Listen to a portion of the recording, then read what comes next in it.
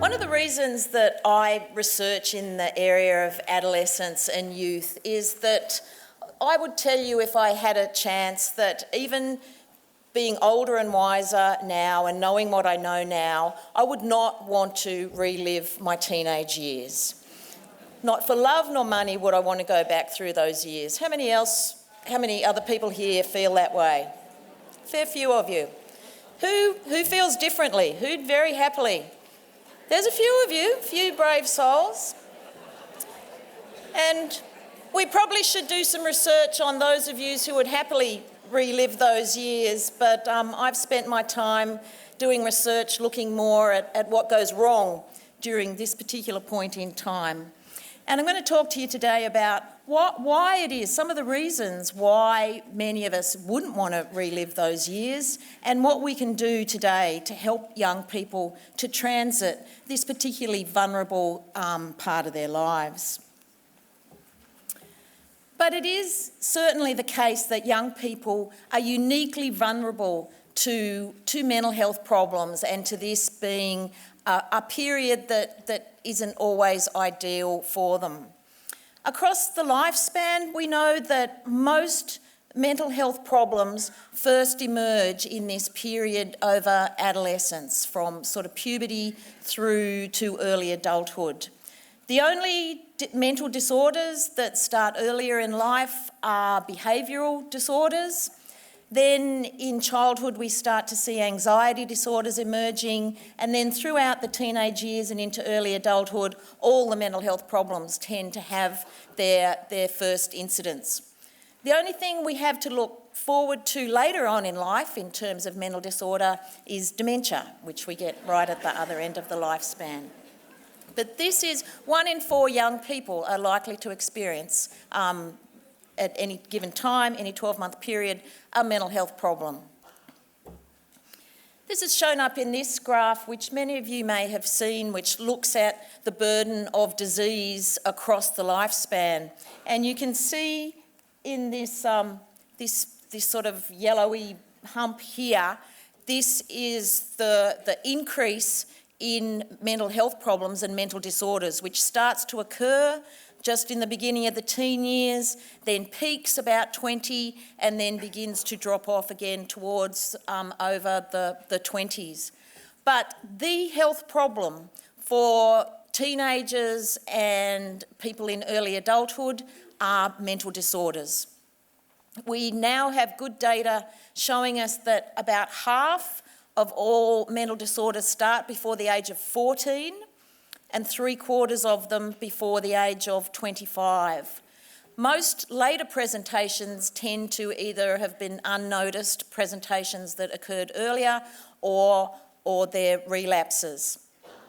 We even have data now showing us that by age 21, about half of young people will have experienced a clinically relevant mental health problem, which shows that this really is the health issue that we need to be addressing for young people, and finding ways to help young people transit through this period, moving into adulthood without these problems ending up having such serious consequences for their adult life.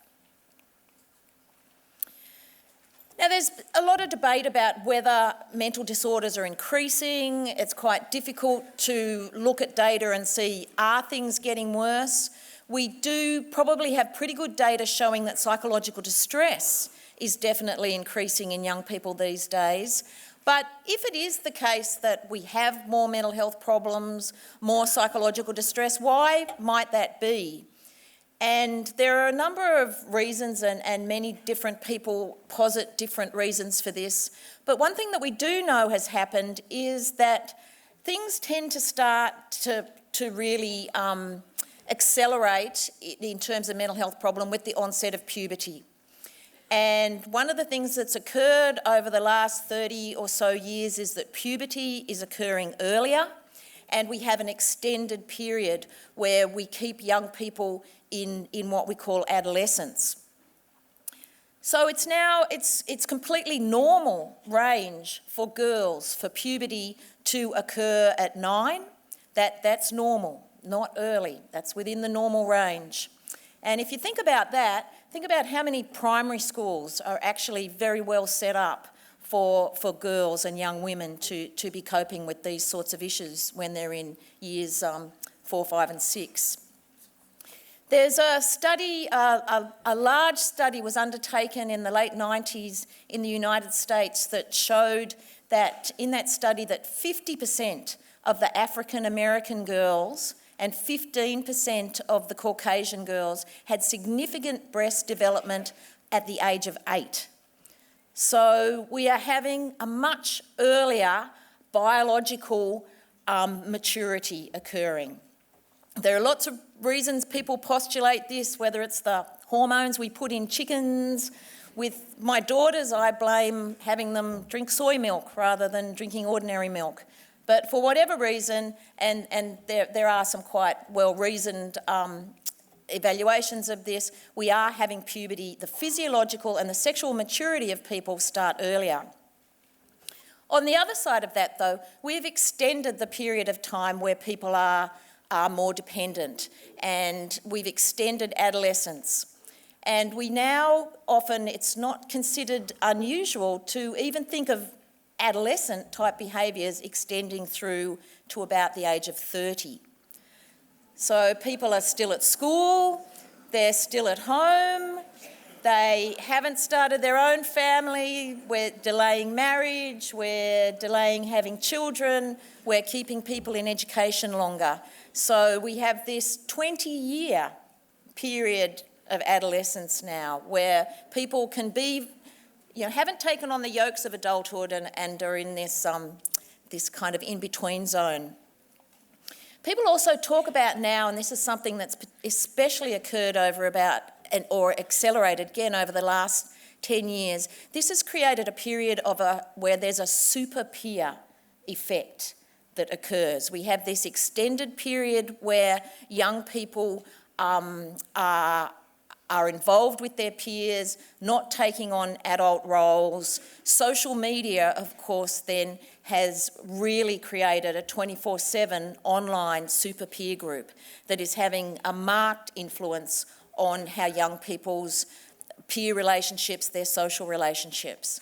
So if you start thinking about, some really qualitatively different things have happened to young people in the last 20 or 30 years with this extended adolescence and now this online super peer influence affecting how young people behave and making them more vulnerable to peer influences and what's happening in that space.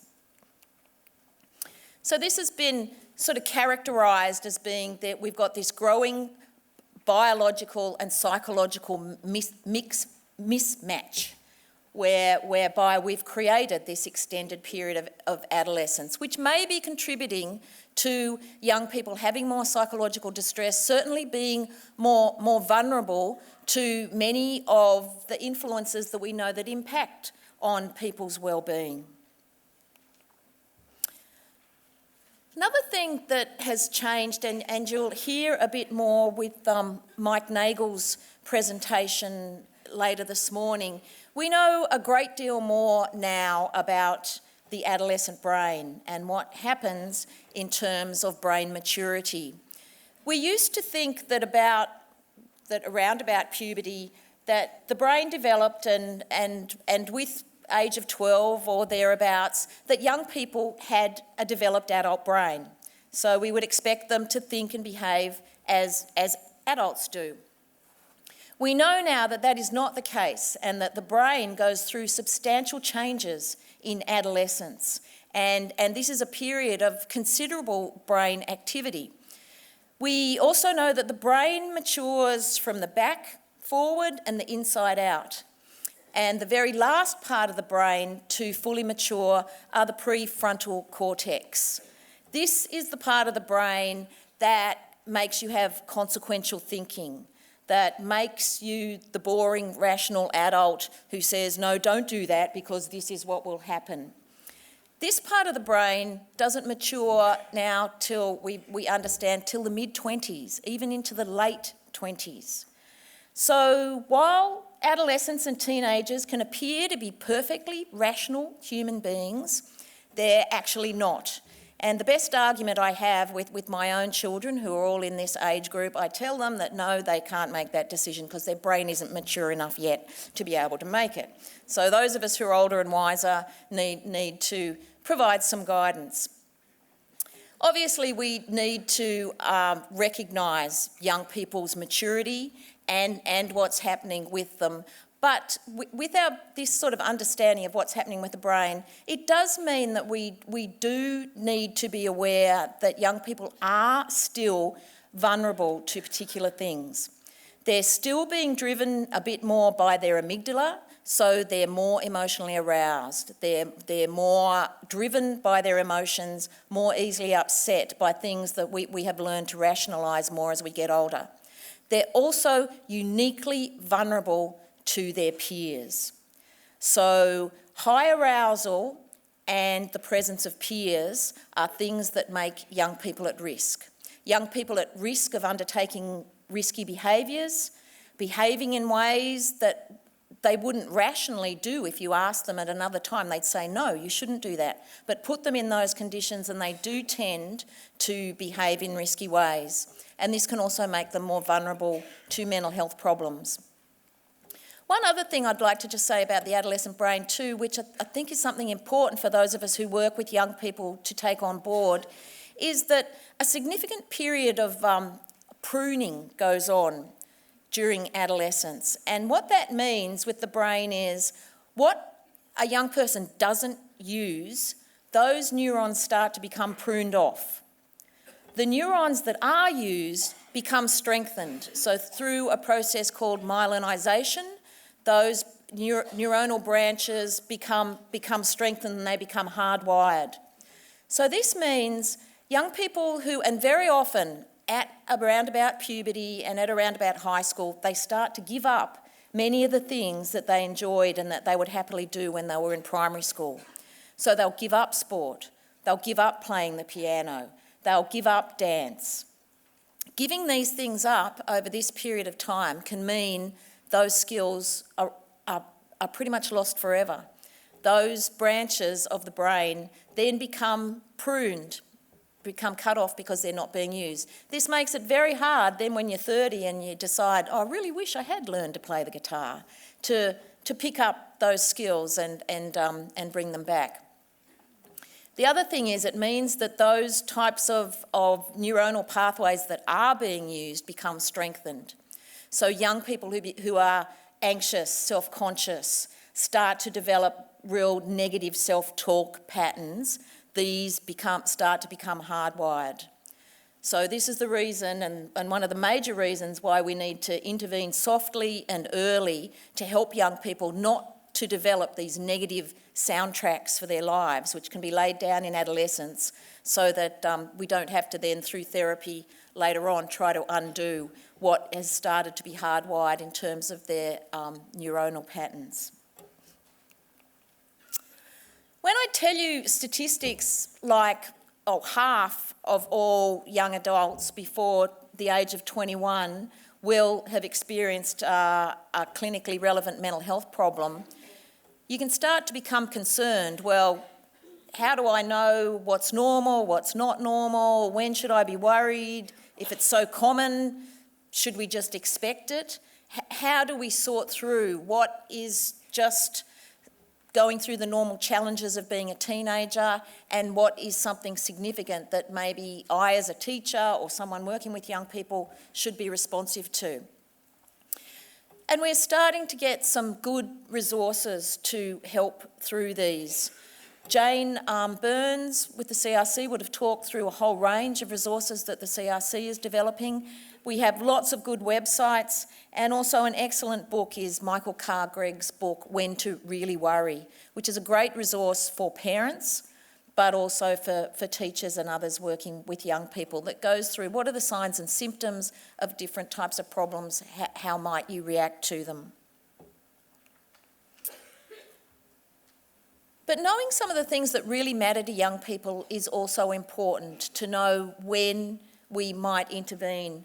A crisis for a young person doesn't necessarily mean that they're crying and hysterical in a corner.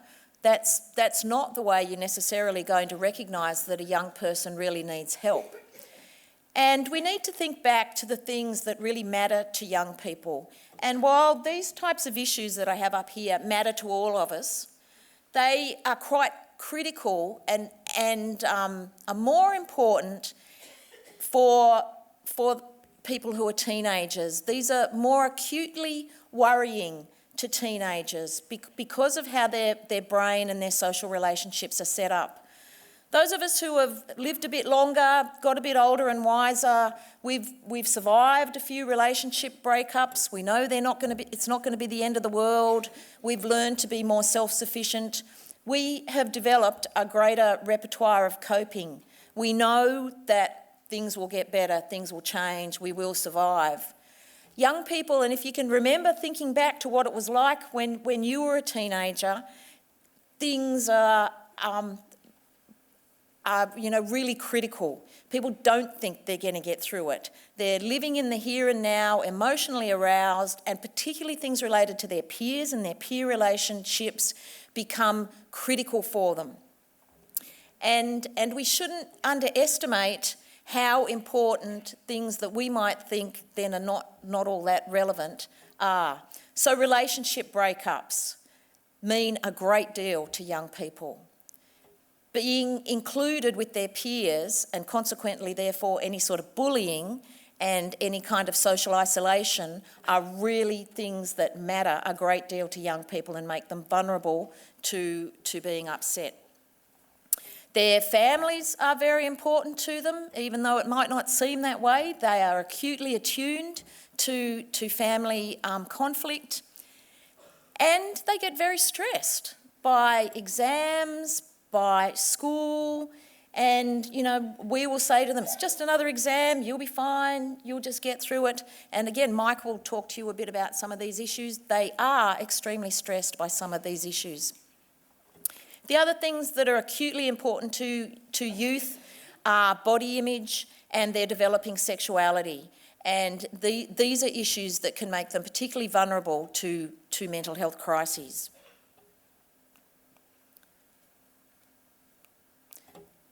So what are some of the things that you might notice in your roles? And I know most of you, many of you, how many of you here are teachers?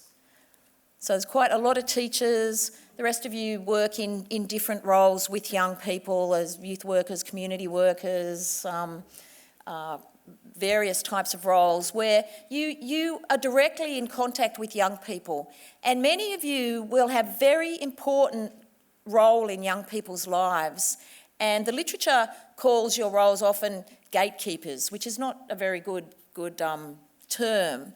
But it means that you often have trusted relationships with young people. You spend a lot of time with them. You might not be, a mental health professional, but you're somebody that young people may open up to, that you will see what's going on in their lives. So some of the things that you might notice that would indicate that something's going not quite right and might indicate a mental health problem are these types of issues. So obviously truancy is one of the things that would happen in schools. Truancy is always a sign that something is not quite right in a young person's life and would be an indicator that you might want to investigate further. Social withdrawal is an indication. Young people by their very nature should be very engaged with their peers. So if they start to withdraw from their peers and from others in their social world and stop doing activities they used to enjoy, these are signs that something might not be quite right. Lack of self-care can be an indicator, although here you have to be a little bit careful. Girls will tend to increase their self-care in teenagers, but boys can sometimes go the other way. I have a 16-year-old son. He does spend a lot of time in the shower. I'm not entirely sure what he does in there, though, because he can come out just as stinky as he went in. So got to be a little bit careful about the self-care. Self-harm can be something that you do see, and self-harms are a very clear sign that a young person is having trouble coping, that they haven't developed a coping repertoire for what they're going through. Changes in sleep, changes in eating, Also being aware of what's happening in young people's lives. Are there incidents, particularly incidents around their peers and relationships? These are things that they're acutely attuned to and they are vulnerable to. Also, if they're engaging in risky behaviours, this will be a sign that things may not be quite right, and if there are things happening in their family. Families are very important to young people, and if they have family risk factors, they're going to be more vulnerable to mental health problems. But then the question is, should you intervene? I would argue that in Australia, we probably have a culture where we tend not to intervene. We don't like busybodies, we don't like dobbers, we don't like whistleblowers. We, think you should just get on with your own life and keep your nose out of other people's business.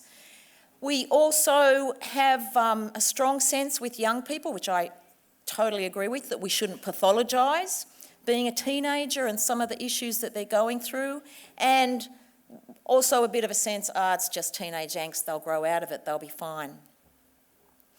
I'd like to put to you that in this, for the reasons I'll go through now, we really do have an obligation to intervene for young people in appropriate ways to help them through this period, and that those of us who work closely with them and have trusted relationships with them, this is something that we should be highly vigilant about.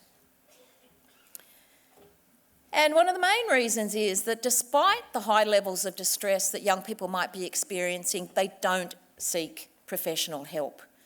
So we have good data showing that only about less than a third of young women seek help when they have a mental disorder, and this is much less for young men. So in our national data, only 13% of the young men, 16 to 24, had sought help when they had been experiencing mental disorder. In work that I've done in the schools looking at help seeking over the high school years, I looked at some large samples of young people and found that by year 10, not one single boy with symptoms of depression was reaching out for help from any professional service. So there are some things that happen across the high school years in terms of help seeking that really change the nature and mean that the older a teenager, the less likely they are to reach out for help. And what we find is, in primary school students and primary school age kids do tend to reach out to help and ask for help, particularly from their parents, and very often the mother, but can be both the mother and father. But something happens over the high school years, and during this period we find that both boys and girls reduce their level of seeking help from their parents. And if you think about this, this makes sense. They're becoming independent young people. They want to stand on their own 2 feet. They have to individuate from their family. So it makes sense that they start to be less likely to confide in their parents, although parents still remain the main source of seeking help. But what girls do to compensate for this is they increase their help seeking from their friends. And many of you who work in schools will know there's nothing like girls getting upset for one of their friends, and they get like bees in a bottle. They actually escalate each other's distress, and they sometimes come en masse to their favourite teacher or the school counsellor, greatly disturbed about something that's happened in one of their friends' lives. Boys don't do that though. Boys learn over the high school years to not share these issues with their friends, and they increasingly come to keep things in and just rely on themselves. And this can make boys particularly vulnerable. I guess the thing we're most worried about in terms of mental health crises is suicide. That boys, if they bottle things up, if they aren't telling anybody, that we are particularly concerned about their risk of suicide. In some of the work I've done, these are the sorts of barriers that young people say about why they don't seek help, and particularly why they don't seek professional help. And the first one, that you shouldn't need help, you should rely on yourselves. This again relates very much to they want to become independent, they want to be able to stand on their own 2 feet, they want to be autonomous. But this feeds into the fact that you shouldn't reach out for help. You should be able to handle things yourself. Strongly related to this is a belief that seeking help doesn't actually help. And here is where we really need to convey a much more hopeful view of dealing with mental health problems for young people. Clearly, there's a lot we need to learn about mental health and the brain and ways to treat and effectively deal with mental disorders, and we have a long way to go. But we do have some very effective evidence-based treatments now. So we need to convey this message to young people that if they reach out for help, they will get helped. Young people also have concerns about confidentiality and telling adults, particularly in communities like school settings or perhaps a church setting or something where they're not sure that the adult that they might be talking to won't then go and tell other people. They are especially concerned about their peers finding out though, much more so than about other adults finding out that they might have a problem. And this quote down here, I recall this young man very well who was a 14-year-old boy who'd been receiving help for anxiety and depression. And he said that if his friends found out at age 14, he socially would be ruined. There was no way he could handle having his friends find out about that. He incidentally is he's a few years older now and received some very effective help, and it's made a huge difference to his life. But he was extremely concerned to keep this from his friends and the other kids at school. Young people also don't like talking to strangers, and they like to talk, I mean most of us do, but young people in particular like to talk to people they know and people who they have a trusted relationship with, which is where those of us who work with them on a daily basis can come into our own, because we are the people who they are more comfortable talking with. This means, though, also that they do still rely on their family and friends are the people they're most likely to disclose to and share their issues with. This can even actually be a barrier, though, to seeking more qualified help, especially for some young people from particular cultural groups. There are some cultural and linguistically diverse groups where there's a very strong sense that you keep your problems within the family. You don't share them outside the family group. So this can be a particular cultural barrier for some young people seeking professional help. Many young people also don't know what to say. They're embarrassed about their inner world, their mental health problems, and they don't have a language by which they can convey what's going on for them. And we call this sort of emotional competence, being able to understand and articulate your own emotional world. But young people, and particularly some younger boys, really have trouble expressing what's going on for them in this domain. There's also a substantial group of young people who have had a negative past experience and have attempted to seek help before and not felt helped. And when that happens, you often, with young people, you get one window of opportunity when they reach out. If that wasn't effective for them, they then are very likely to shut down and not want to seek help again.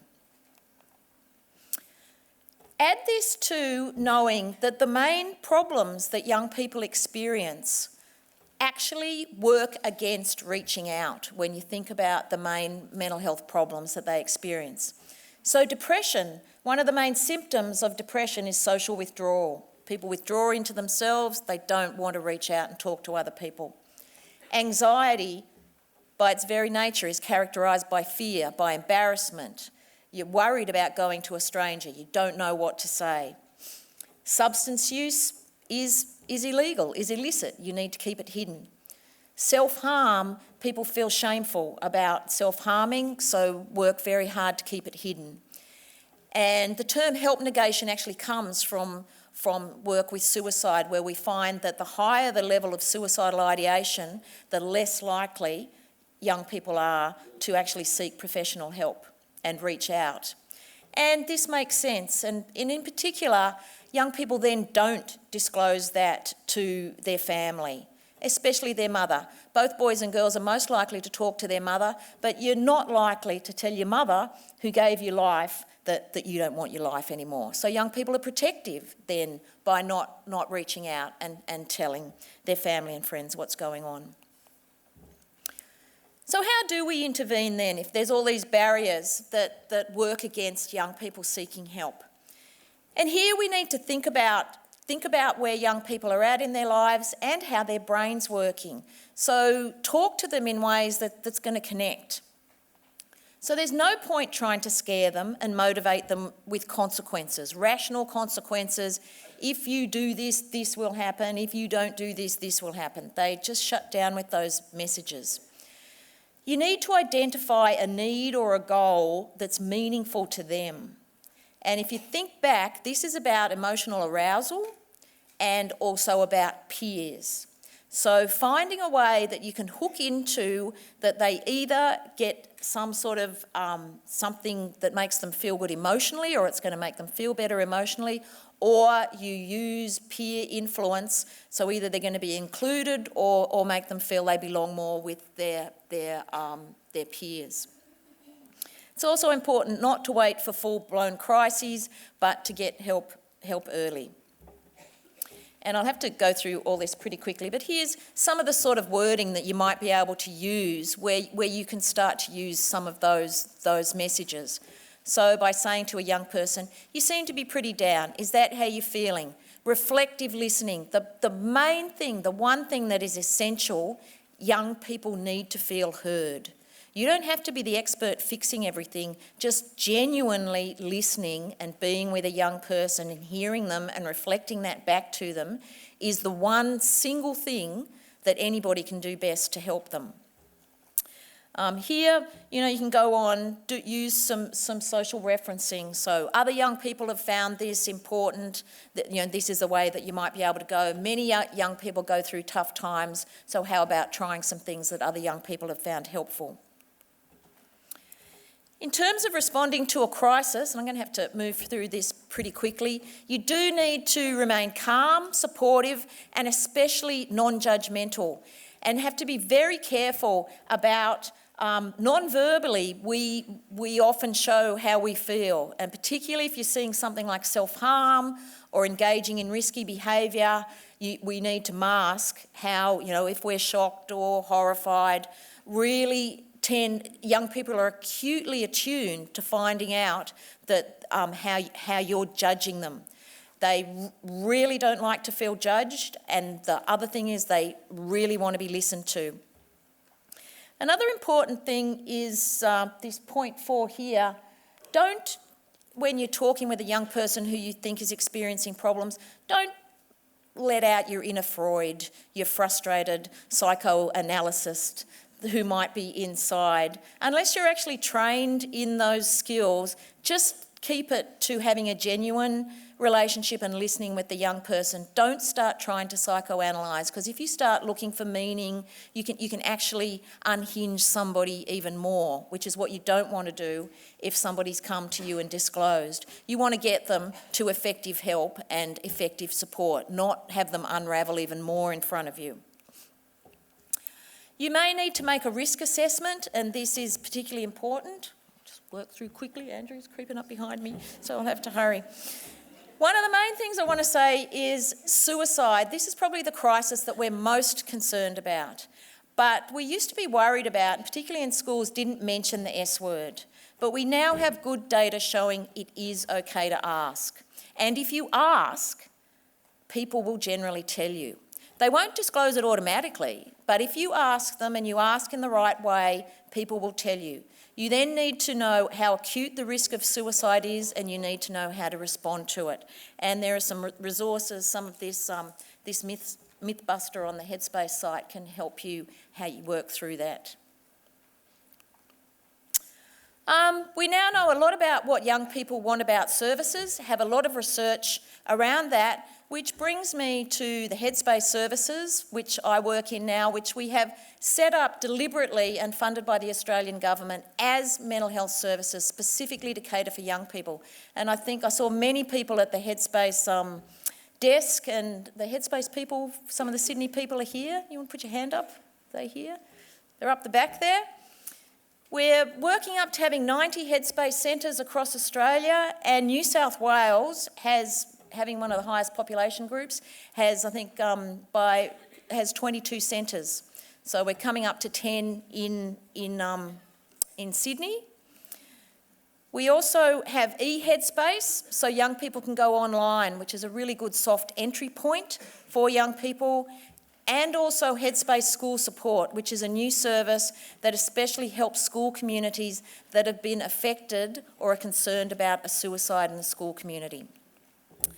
So my take-home message to you is, those of us who are working with young people, we need to notice young people's behaviour and what's happening in their lives. We have an obligation to ask them, to reach out to them, ask them how they're going, and then to know what services, what are good youth-friendly services available in your area, including Headspace and e-Headspace and other online services, that we can help young people get to the sort of help they need as early as they can, so that we can intervene and help them through these teenage years. There's also some other resources in your notes that you can follow up. So thank you very much.